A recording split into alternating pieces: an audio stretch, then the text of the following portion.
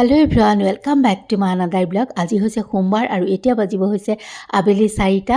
ভাবিছিলোঁ আজি ব্লগটো নিদিওঁ, কিন্তু ভাবিছোঁ এনেই থাকিলে মনটো আৰু বেছি বেয়া লাগে, সেইকাৰণে অকমান ব্যস্ততা এনেকেই বিচাৰি লৈছোঁ। আৰু এয়া যোৱাকালি ৰাতি অকমান আটা মাৰিছোঁ দেই, ময়দা নহয়, কাটা নিমকি কেইখনমান কৰোঁ, যিহেতু আজি ৰিক গৈ আছে, গতিকে তাৰ হাতত দি পঠিয়াবলৈ। আৰু কেক এটা সিনাখন কৰিছিলোঁ, মই দেখাইছোঁ, আৰু জলপান অলপো বনাই দিছোঁ তেনেকৈ। আৰু এইখিনি মই কেনেকৈ খুব ভালভাৱে মই ৰেচিপিটো শ্বেয়াৰ কৰা নাই, আগৰ ব্লগবিলাকত দিয়াই আছে কেনেকৈ মাৰিব লাগে কি কথা। আৰু তাৰপাছত মই পটাপট এয়া গৈছোঁ, কাটি গৈছোঁ আৰু এফালে ভাজি গৈছোঁ। বেছি সময় নালাগে আৰু তাক দিব জোখাইহে বনাইছোঁ। বনাবলৈও কিবা সি যোৱাৰ আগদিনাখন কিবা মনেই নাযায়, ল'ৰা ছোৱালী দুয়োটাই যোৱাৰ আগদিনাখন কিবা কাম বন মোৰ কিবা মানে হেৰি হৈ যায়, ক'ব নোৱাৰোঁ কি হয়। আৰু এয়া চাওক মই চৰি দেই, কাটা নিমকিখিনি কাটিও আছোঁ আৰু ভাজিও আছোঁ। আৰু এনেকৈ এয়া বেছি সময় নালাগে, হৈয়ে গ'ল। আৰু আজি একেবাৰে কিবা মানে এয়া লাগিছে, বিৰাট মানে নিয়া হৈ পৰিছে আৰু ঘৰটো, কি ক'ম আৰু মানে খুব উকা উকা লাগিছে। আৰু এয়া ৰাতিপুৱা পৰত ভালকৈ ভিডিঅ' কৰাই নাই, তথাপিতো আইতাকক সেৱা কৰোঁতে অকণমান কৰি থৈছিলোঁ। আৰু তাৰপাছত এয়া ওলাই গ'লোঁ। আজি তাৰ লগত গৈ আছে ডাঙৰ খুৰাক, সি গুজৰাট গৈ আছে বদোদৰা।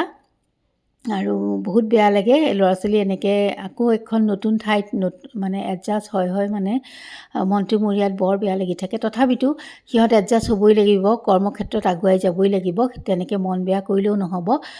গতিকে আপোনালোকেও আশীৰ্বাদ কৰিব যাতে তাৰ ভাল হয়। অকণমান আজি এনেকৈয়ে ভিডিঅ'টো লৈ আহিছোঁ, সি যোৱাৰ সময়খিনিকে অকণমান এনেকৈ ধৰি ৰাখিছোঁ ইউটিউবত। আৰু আপোনালোকৰ পৰাও আশীৰ্বাদ বিচাৰিছোঁ, ল'ৰাটোক আশীৰ্বাদ কৰিব যাতে উজ্জ্বল ভৱিষ্যত হয়। আৰু এয়া যোৱাৰ সময়ত অকণমান খুব ক্ল'জৰ পৰা লোৱা নহ'লে, সি ইমান ভিডিঅ' কৰিলেও যিহেতু ভাল নাপায়, গতিকে মই অকণমানকৈ কৰি থৈছিলোঁ। এই সময়কণ বৰ বেয়া লাগে, খুব বেয়া লাগে সোমাই যোৱা এই সময়খিনি। আৰু যিহেতু লগত যোৱা নাই, খুৰাক গৈছে বাৰু, তথাপিতো সেইটো এটা ডাঙৰ হেৰি, সি যিহেতু থকা কেইদিনলৈকে অন্ততঃ অকণমান সাহস এটা। আৰু ইয়াত তাক থৈ পেলাই এওঁ আৰু মই উলটি আহিছিলোঁ। আৰু যিহেতু এওঁৰো অফিচ আছে, গতিকে বৰ বেছি সময় আমি ৰ'ব পৰা নাছিলোঁ এয়াৰপৰ্টত।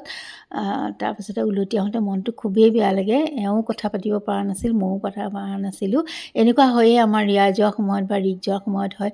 আৰু বিশেষকৈ এইবাৰ ৰিক যিহেতু আকৌ এখন নতুন ঠাইলৈ গৈ আছে, তাত আমি ভাবিছোঁ কি আকৌ কেনেকুৱা পায় কি কথা, সকলোবোৰ ঠান ঠিক হোৱাৰ পিছতহে হয়তো চাগে আকৌ মনটো অকণ বেছি ভাল লাগিব, মানে নিজকে অকণমান এডজাষ্ট কৰিব পাৰিম। আৰু তেন্তে আজিলৈ আহোঁ।